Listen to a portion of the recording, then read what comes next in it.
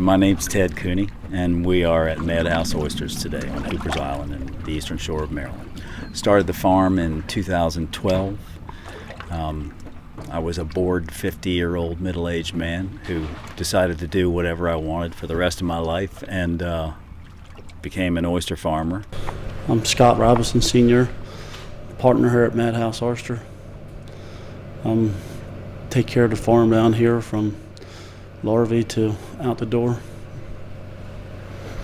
We started the farm selling locally within the Baltimore, D.C., Pennsylvania marketplaces, and then as we grew over time, we needed to start pushing further out, so we ship on a weekly basis to places as far west as the West Coast. Being an aquaculture is just a different branch of being a waterman. Is just a different way of life that a waterman can take and change into the newer century. Everything has changed from 5 years ago to now. We've changed this whole industry because when we first started it was super hard, and now it's coming along to where we made things a lot different and easier.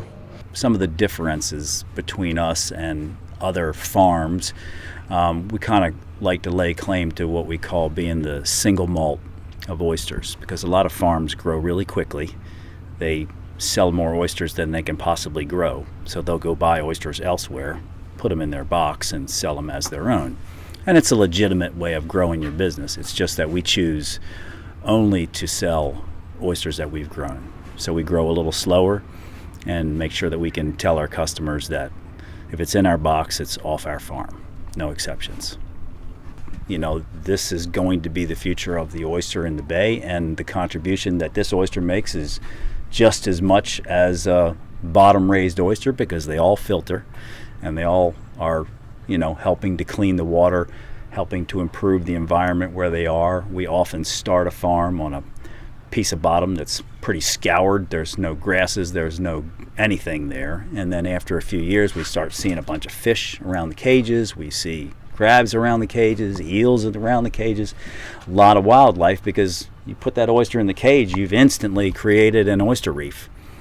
And, pretty much everybody agrees that oyster reefs are the keystone to all the other species being successful in the bay.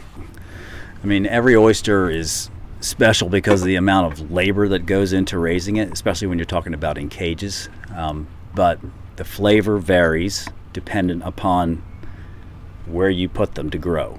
So if I take half my oysters out of the water tomorrow and put them somewhere else, a month later they'll taste like the oysters that grow in that area their whole life. So their flavor comes from where they sit.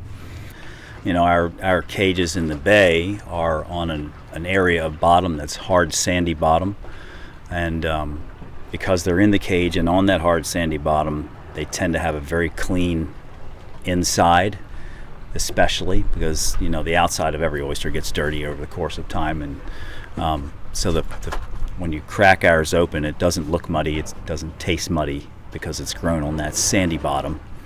Being where they are out in the main stem of the bay, for a Maryland oyster, they have some salinity to them, so you taste it and you taste a little bit of salt, and that's it's unusual in Maryland. A lot of the oysters are grown up in the rivers and up in the creeks where it's getting pretty close to fresh, or low enough salinity that it's difficult to taste it.